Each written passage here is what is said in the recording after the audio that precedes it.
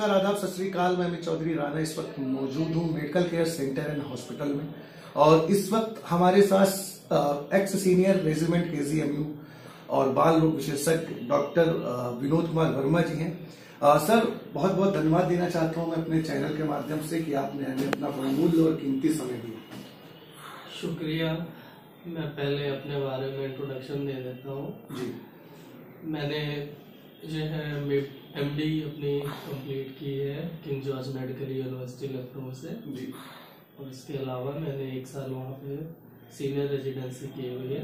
इसके बाद मैं इस हॉस्पिटल से लास्ट 2 महीने से जुड़ा हुआ हूँ जी। और मेरी जो स्पेशलिटी है वो नवजात शिशु और जो बाल रोग हैं उनके लिए है। और किसी भी तरह की कोई भी नवजात शिशु में कोई भी बीमारियां हैं या फिर छोटे बच्चों में या उनसे बड़े बच्चों में कोई भी बीमारियां हैं, उनका यहाँ पे सही समय पे और समुचित इलाज जो है मुहैया कराते हैं हम यहाँ पे। सर, जैसा कि अब एक तो कोरोना की 3rd वेव भी आ रही है और ठंड भी बहुत पड़ रही है, लगातार 3 या 4 दिनों से लखनऊ में बारिश हो रही है, तो इस वक्त ये जो नवजात शिशु या ये जो छोटे छोटे बच्चे हैं, तो इन्हें क्या क्या प्रिकॉशंस लेने चाहिए, क्या सावधानियां सर बरतनी चाहिए?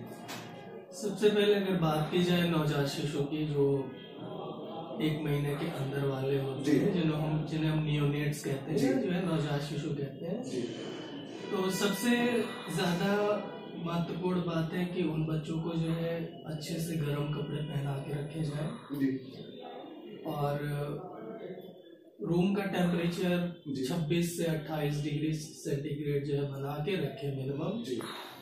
और हाथ पैर में जो है मोजे पहना के रखे बच्चों को, सर में टोपी लगा के रखे और गर्म कपड़े अच्छे से पहना के रखे कि बच्चा ठंडा ना हो।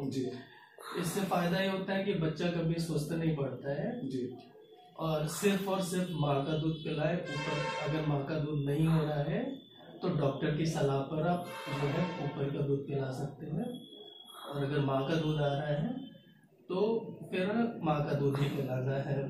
सर, लगभग किस उम्र तक, किस एज तक बच्चों को माँ का दूध पिलाना जो है वो अनिवार्य होता है?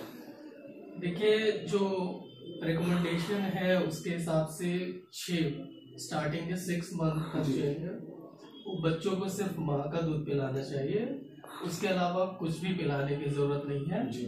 ना ही पानी पिलाने की जरूरत है, ना ही कोई ग्रेप वाटर पिलाने की जरूरत है, कुछ भी पिलाने की जरूरत नहीं है। मदर के मिल्क में सारी चीजें होती है, उसकी पानी की भी आवश्यकता पूरी हो जाती है, उसकी जो प्रोटीन है, कार्बोहाइड्रेट है, जो उसके न्यूट्रिशन वाली जो भी चीजें होती हैं वो भी माँ के दूध में भरपूर रूप से रहती हैं। तो माँ का दूध जो है कहते हैं कि बच्चे के लिए वरदान होता है, तो 6 महीने तक सिर्फ और सिर्फ माँ का दूध पिलाएं। उसके बाद जो है फिर वीडिंग ऑफ स्टार्ट करते हैं। ये बहुत बड़ी जानकारी दी सर आपने, इससे तो मैं भी अनभिज्ञ था कि पानी नहीं पिलाना चाहिए। जो मिल्क होता है वही हर तरह की कमी को जो है बच्चों को पूरी करता है, या ग्रेप वाटर वगैरह जैसे दादी माँ घर में प्रोवाइड करती हैं छोटे बच्चों को। तो ये काफी अहम जानकारी जो है वो आपने दी। एक चीज और जानना चाहूंगा सर, कि सर्दी में हाइपोथर्मिया किस वजह से हो जाता है सर? देखिए, जो छोटे बच्चे होते हैं, नियोनेट्स होते हैं, उनमें उनके शरीर में गर्मी पैदा करने वाली जो कपकपी होती है वो उनमें डेवलप नहीं हुई होती है। जैसे बड़े इंसान होते हैं, उनको ठंडी लगती है तो वो अपनी बॉडी को शेक करते हैं। शेक मतलब कि उनको कपकपी आने लगती है। उस कपकपी से जो है शरीर में जो है गर्मी पैदा होती है।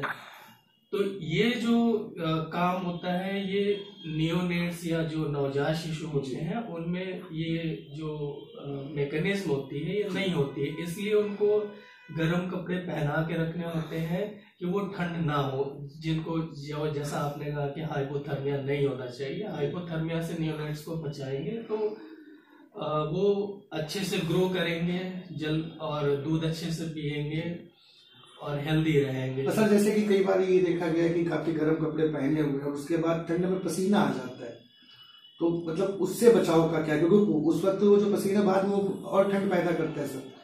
नहीं, ऐसा कुछ नहीं है कि पसीने से जो है ठंड पैदा होती है। एक्चुअली पसीना इसलिए आता है कि अगर ज्यादा गर्म हो गया है शरीर तो पसीना आने लगता है। तो वो बॉडी को एक नॉर्मल टेम्परेचर जो होता है 36.5 से 37.5 उस लेवल, उस रेंज में रखने के लिए जो है ना पसीना भी आ सकता है अगर गर्म कपड़े ज्यादा पहने हुए, तो वो उसको बराबर करता है। तो कभी भी हाइपोथर्मिया में इस तरह से बच्चे नहीं जाते हैं कि आपने ज्यादा कपड़े पहना दिए हैं और पसीना आ गया, बच्चा हाइपोथर्मिया में चला गया। तो ऐसे बच्चे जो है हाइपोथर्मिया में नहीं जाते हैं पसीना आने के। जैसा कि सर लोग कहते हैं कि जिस वक्त बेड पे होता है बच्चा, वो नाइट में सुलाया जाता है उसे, तो सॉक्स या कैप जो है वो हटा देनी चाहिए। नहीं, ऐसा कुछ नहीं है। सॉक्स जो है और हाथों में भी सॉक्स पहना के रखने होते हैं। टोपी ऐसी पहनानी चाहिए कि उसके कान और उसकी जो सर है वो ढके रहे। इसके अलावा नाक है, मुंह है, वो जो है ओपन रहे कि सांस लेने में, क्योंकि जो छोटे बच्चे होते हैं वो सिर्फ नाक से ही सांस ले पाते हैं। अगर उनकी नाक ब्लॉक हो जाती है तो वो मुंह से सांस नहीं ले पाते हैं छोटे बच्चे। तो ये जरूरी है कि नाक में कभी कोई ऊपर से कपड़ा ना पहना है, ऊपर डाल दिया जाए कि बच्चा जो है सांस ना ले पाए।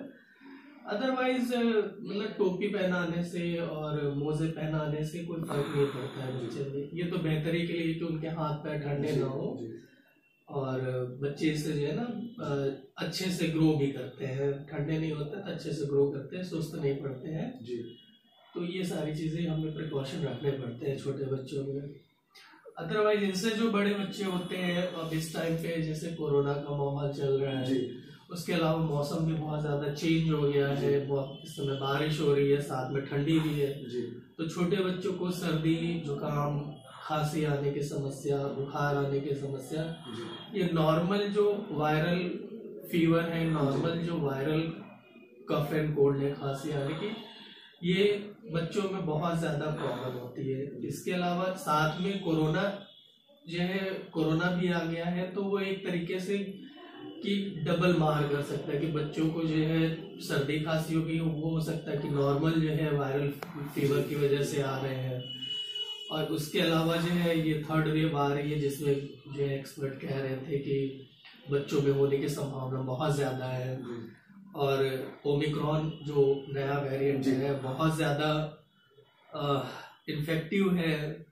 आप हर बच्चे को, हर जो है बड़े आदमी को अगर मास्क नहीं पहना है या प्रॉपर जो है सैनिटाइजेशन नहीं है तो इन्फेक्शन फैलने की संभावना बहुत ज्यादा हो सकती है।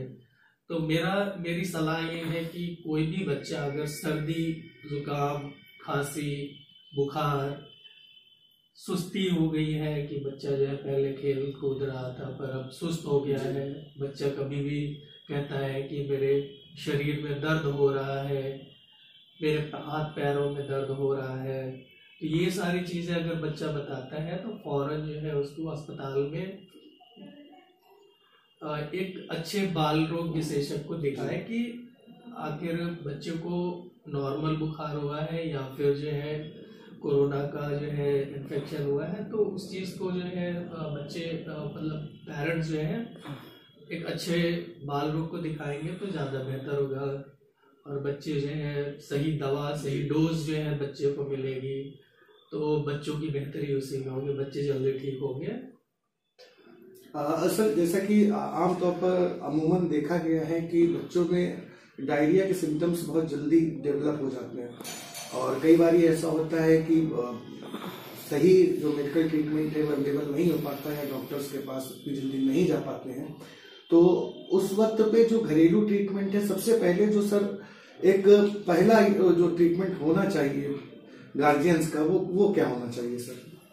अगर घर पे किसी बच्चे को पतली लैट्रिन और डायरिया हो रहा है और छोटा बच्चा है, जैसे कि 1 साल 2 साल के छोटे बच्चे हैं, उनको डायरिया हो रहा है, तो नॉर्मली जो उनको दूध पिलाया जा रहा है ये देखना चाहिए कि माँ का दूध पिला रहे हैं कि ऊपर का दूध पिला रहे हैं। नॉर्मली ये होता है कि अगर बच्चा माँ का दूध पीता है तो उसको डायरिया होने की संभावना कम हो जाती है, और ऊपर का दूध पिलाते हैं तो डायरिया होने की संभावना ज्यादा हो जाती है, क्योंकि हम जो दूध पिलाते हो सकता है कि केमिकलाइज्ड होता है, केमिकलाइज भी होता है, साथ में जिस निप्पल से हम लोग निप्पल वाले बोतल से पिलाते हैं उसकी ठीक से साफ सफाई नहीं कर पाते हैं, तो उसकी वजह से बच्चों को डायरिया होना आम बात है। तो घर पे अगर डायरिया हो रहा है, बच्चे को लूज स्टूल्स हो रहे हैं जी, और बच्चा उसके लूज स्टूल होने के साथ साथ भी अगर वो अच्छे से दूध पी रहा है, कोई भी जो है माँ बाप को, पेरेंट्स को लगता है कि बच्चे में जो है डिहाइड्रेशन के साइन नहीं है, तो घर पे ही जो है वो ORS लाकर और बच्चे को सही तरीके से ORS बना के पिला सकते हैं। पर एज ए डॉक्टर हमारी सलाह है कि जितनी जल्दी हो सके आप कोशिश करिए कि डॉक्टर के पास लेके जाइए और डॉक्टर को बताइए प्रॉपर कि कैसे उनको डायरिया हो रहा है, उसके हिसाब से डॉक्टर जो है उनकी दवा बेहतर चला सकते हैं, जिससे उनका डायरिया जो है कंट्रोल हो जाएगा। और डायरिया में बहुत ज़्यादा मतलब मिसकॉन्सेप्शन है पेरेंट्स से कि दवा देने के बाद वो ठीक नहीं हो रहा है, तो डायरिया ठीक होने में 3 से 5 दिन लग सकते हैं, क्योंकि बच्चों में डायरिया के ट्रीटमेंट में अगर मुंह से डायरिया का ट्रीटमेंट कर रहे हैं तो ORS, जिंक ऐसी दवाइयों का उपयोग किया जाता है जो धीरे धीरे असर करती है, पर अच्छा और प्रोलॉन्ग इलाज होता है इसका। तो मेरी सलाह है कि कभी भी बच्चों को डायरिया हो तो डॉक्टर को दिखाएं, और कभी भी डायरिया हो रहा है और बच्चा दूध नहीं पी रहा है, खाना नहीं खा रहा है, तब तो तुरंत आप डॉक्टर को दिखाएं, तो बच्चे की जो सेहत है उस पर ज़्यादा असर नहीं पड़ेगा, बच्चे को उस डायरिया की वजह से गंभीर रूप से जो है बीमार नहीं होना पड़ेगा अगर डॉक्टर के पास सही समय पे लेके आएंगे। सर, हमारे चैनल को इतनी अच्छी जानकारियां देने के लिए और वक्त देने के लिए बहुत बहुत धन्यवाद। और मैं आशा करता हूं कि जो भी हमारे दर्शक इस प्रोग्राम को देख रहे हैं तो जो भी प्रिकॉशंस डॉक्टर साहब ने बताए हैं उसको फॉलो करेंगे और अपने बच्चों में होने वाले गंभीर रोगों से काफी हद तक उन्हें बचा सकते हैं। धन्यवाद। Thank you.